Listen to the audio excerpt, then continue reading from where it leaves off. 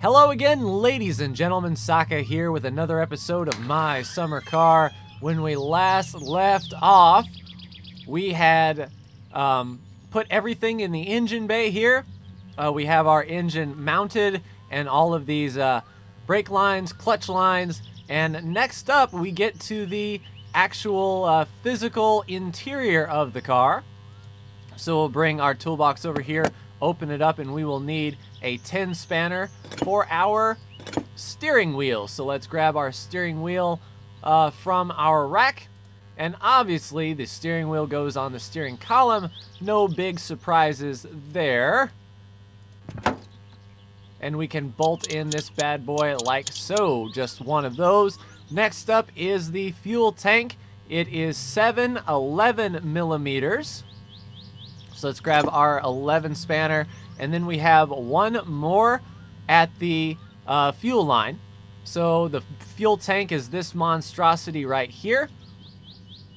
Obviously it goes right under the rear of the car here, like that, and we have our bolts exposed here.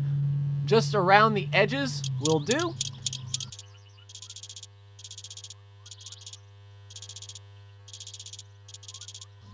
And then the spanner at the fuel line will be a 12 millimeter. So let's grab that bad boy.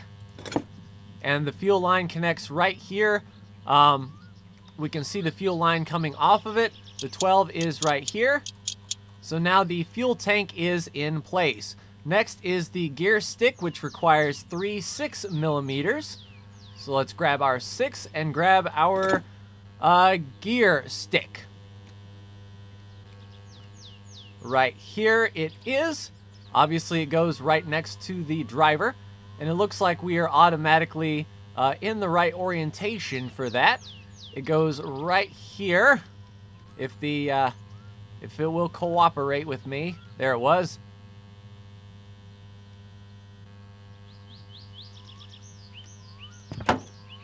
Pixel perfect. And 3 bolts for the gear stick here. Next up is gear linkage. That is a 5 millimeter. So we'll head over, grab our 5 and the gear linkage, the tiniest of the tiny. Gear linkage is right over here. And that should go under the car. I'll go ahead and try to mount it down here in the pit. And we can sort of see right there that it attaches to the gear selector and goes up here to the transmission. So this is where our bolts will be.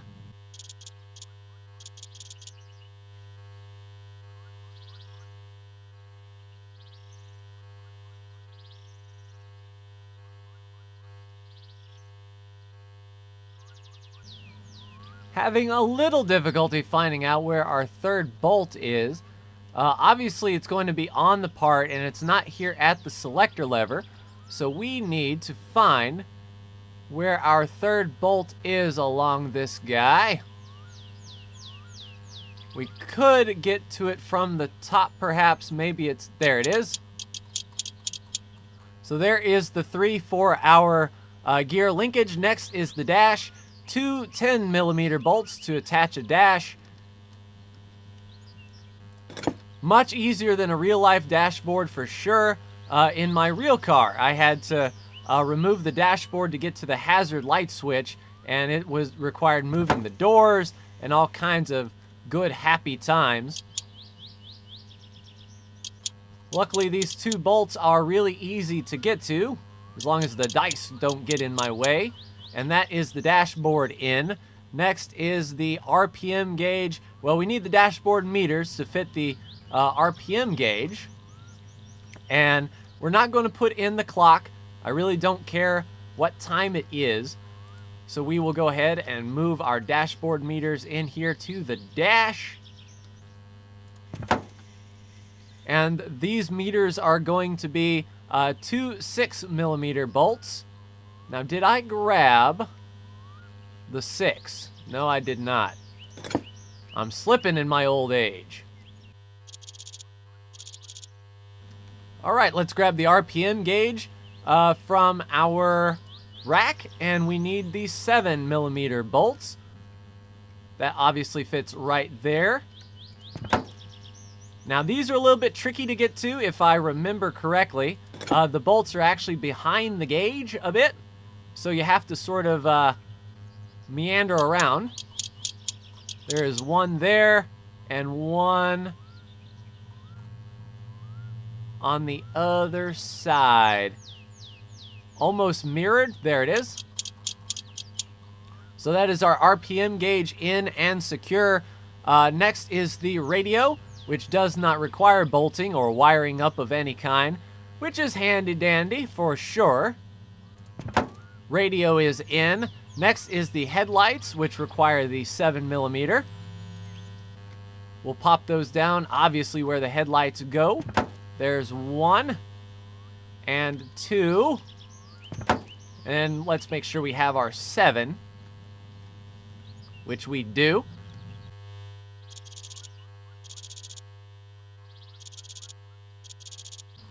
Next is the grill, and it takes 2 6mm bolts, so we will grab our 6 and the grill. Obviously, the grill goes right in front, and we see Satsuma, the name of the car. Oh, the grill works sort of falling through the geometry there, but no worries. We'll put the grill right there up front.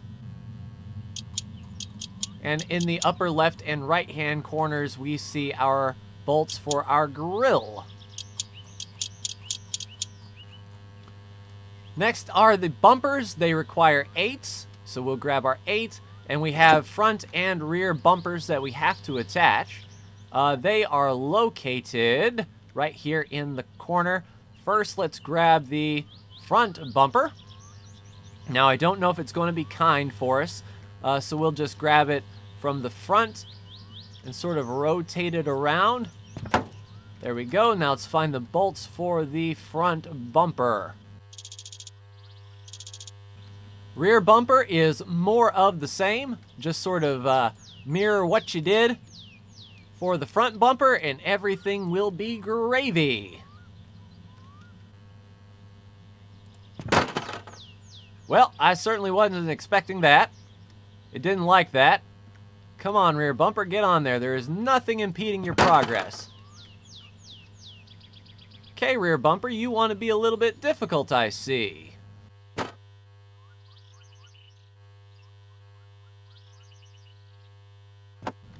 There we go.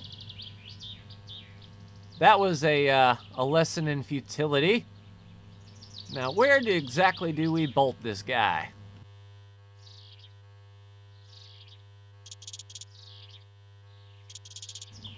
Finally, after much ado, the rear bumper is on. Now we need the driver and passenger seat, which require 9mm bolts.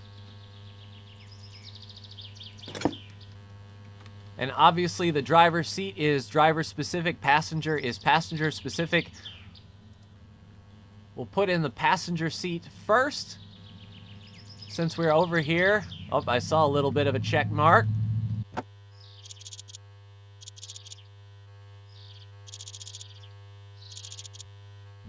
You know what? Maybe the back seat wouldn't be so bad, although I don't have a back seat. So we'll just stick with what we know. Yeah, I'm not... Well, no, the back seats are out here. That's right. The rear seat. It may be more difficult now that we have the passenger seat in, but we should be fine putting in the rear seats. I don't see any reason why not, and I don't know if it's essential to pass the inspection or not to have a rear seat. A quick trip around the trunk, and I don't see any bolts from here. I don't know exactly how many bolts the rear seat has. I'm only seeing 2. All right, let's put in the driver's seat then. We should be fine to do such things as these.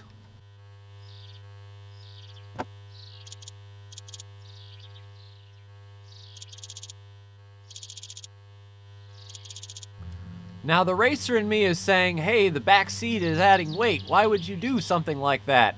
But I want a complete car here. After our seats, we have the handbrake right over here. Essential to make sure that we don't go rolling around someplace where we don't need to be.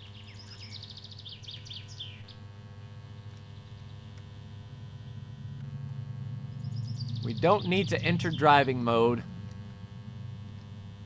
I wonder if we can get cheeky and come through the bottom of the car. We'll give her a try.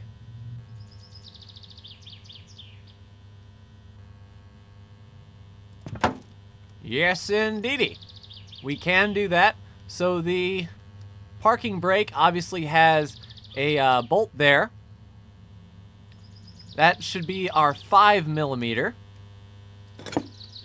And then to actually bolt the brake itself in the car, we need 4 8mm.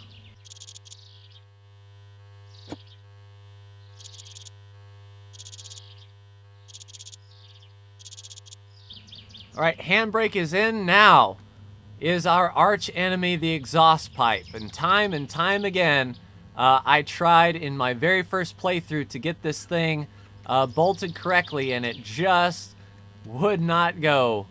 So hopefully, oh, there we go. The clip point, or the attach point, is right here below the handbrake. It tried. Let's stand up and go for it again. Just a quick rotation. It sort of orientated itself. Yes! All right, so the exhaust pipe here is 3 7mm bolts.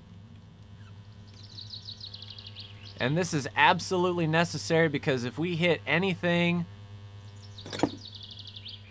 on the road, then the exhaust pipe will certainly fly off.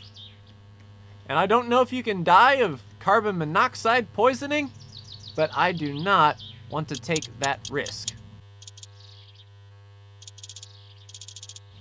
All right, exhaust is firmly in place. Next is the muffler, which will make our car sound awesome, no doubt. Probably not. But we can see the orientation that it goes. This is toward the rear of a car. And the muffler takes 1 7mm, and I think we already have that in our hand, if I remember correctly. Now this guy should bolt up right here.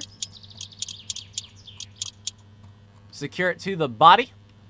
After the muffler are the fenders, and they are 5mm apiece, so let's get the little guy out and start putting on the fenders.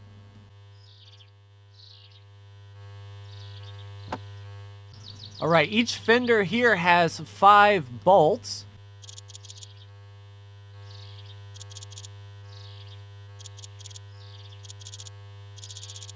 So as you can see, 3 bolts on the top, 1 by the headlight and 1 by the tire. And we just need to duplicate that again for the fender right.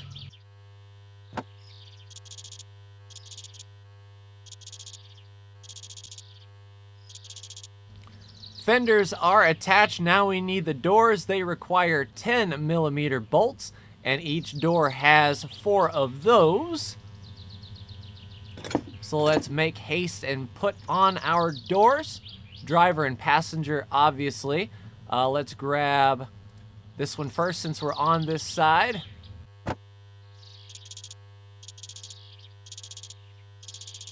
Bolting the doors is pretty easy, 2 for each hinge, which helps us out. And we'll just duplicate it on this side.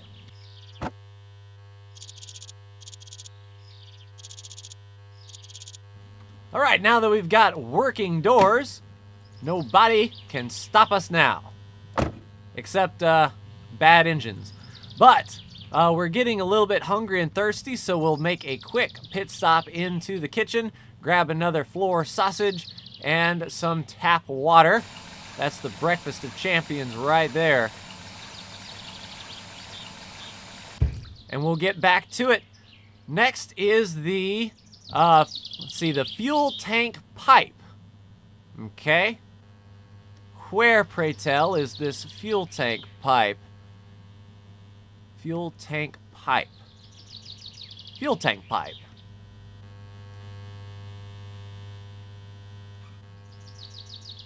Aha!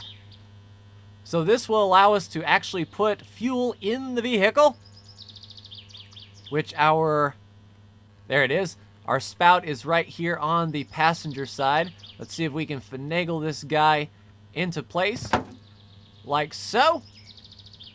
Did that work? Are we good? Yep, looks like we are good. So now we can put gas in this thing, and it's right there. Now I don't see a fuel cover. Interesting. But maybe when we complete the car, that will be a thing.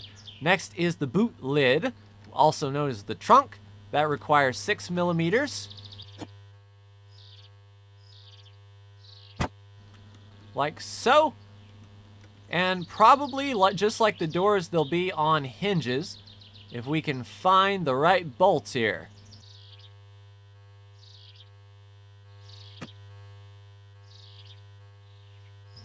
You know, this may be why they advise not to put in a back seat. Now, I don't know if I can pull the back seat out now. Where, pray tell, will these bolts be?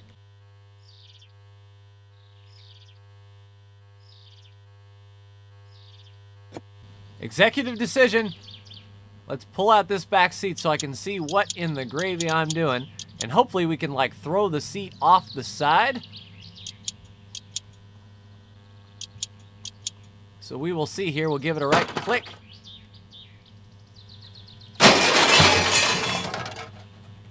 Well, we broke our windshield. That's fine. We didn't need it anyway. Maybe we do for the inspection. Who knows? But, we can always get another one. I'm not too concerned about that. We'll be able to feel the wind in our hair, as it were.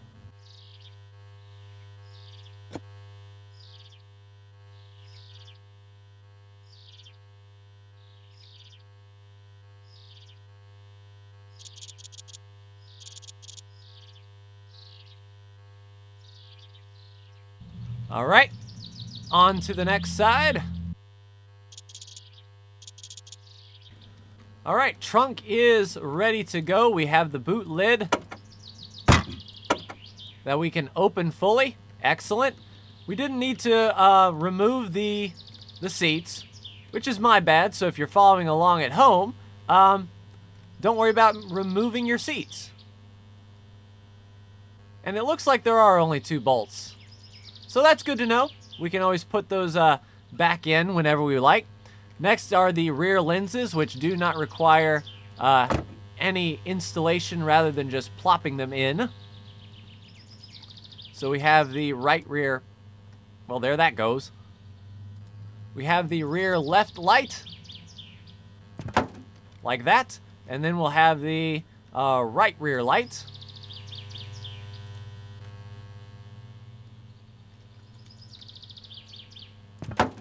We have back lights. Now the back panel or subwoofer panel. I'm not all about the subwoofer life, so we'll put in the back panel as such. Just sort of try to line it up here. It's an unwieldy piece to hold for sure. All right, back panel is in. Now we need the hood. And it recommends not having the air filter on, so we do not. And this will complete the body. So I can go back and actually put in the rear seats. And then we can start this thing up and give it a listen. And see where we are in the grand scheme of things. Are you kidding me? Come on, hood. You can do better than that.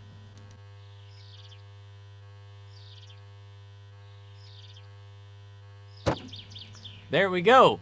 The simplest part in the world to install, and it was the most difficult. We need 6 millimeters, which we already have, and I learned that this hood opens forward, So actually, we need to hit the hinges on the underside here.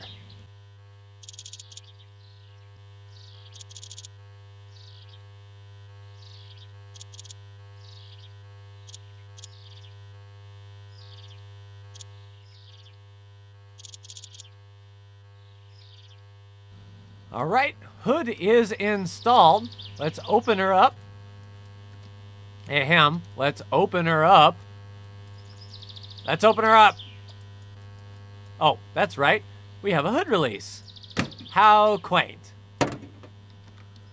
I tell you, it's the little things that really matter. The games that don't have hood releases or hood latches. Oh, come on now.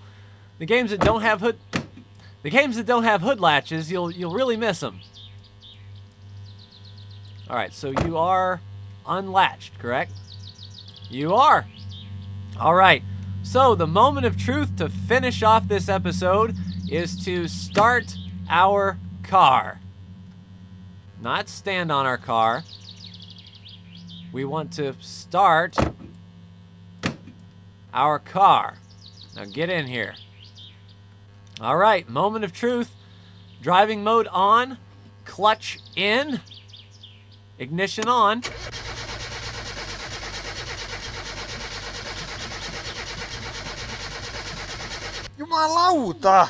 You know what I just realized? We didn't have fluids. Stupid me. No worries, that's an easy fix though. We have plenty of motor oil and brake fluid in here, so let me go ahead and add these fluids, and then I will be with you whenever we go to start the car.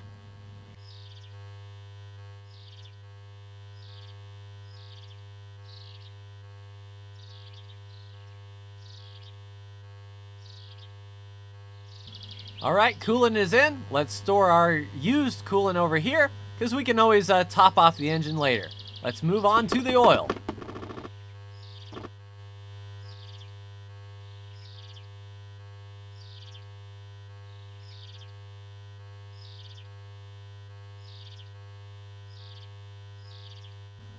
Oil is in and ready. We'll store this guy over here because it still has some oil left in it.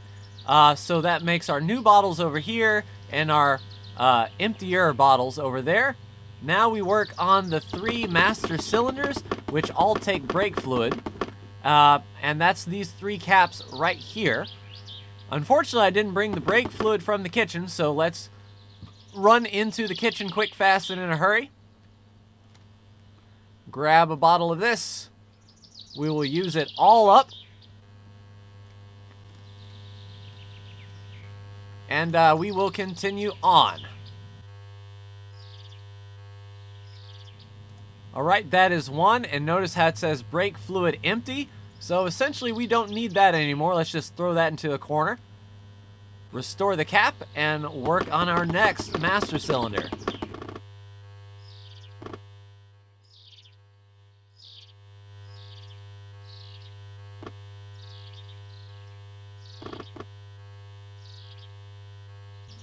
Master cylinder number 2 is ready, and this one actually still has some fluid in it.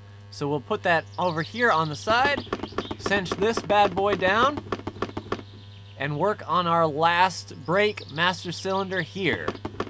Now this should use up the whole bottle, and we'll need to grab one more bottle to finish it off.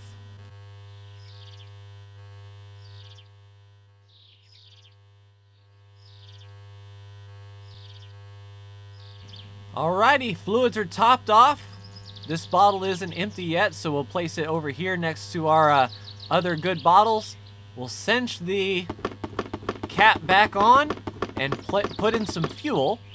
Now, where did I put that fuel can? I believe I put it over here. We want gasoline. Pop the top, head to our fuel tank, and hope for the best here.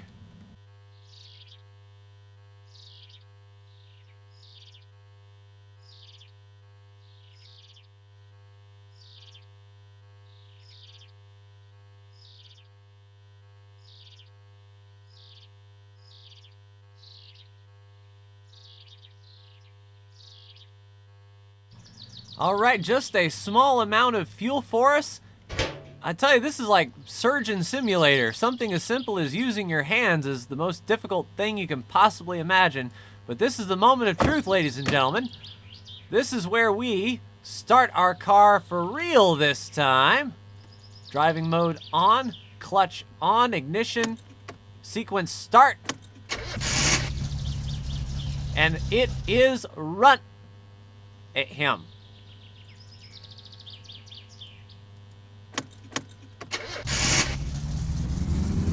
It is running.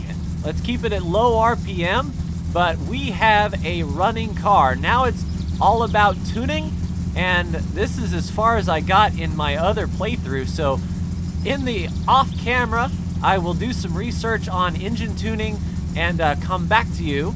But that is going to do it for me in this episode, ladies and gentlemen.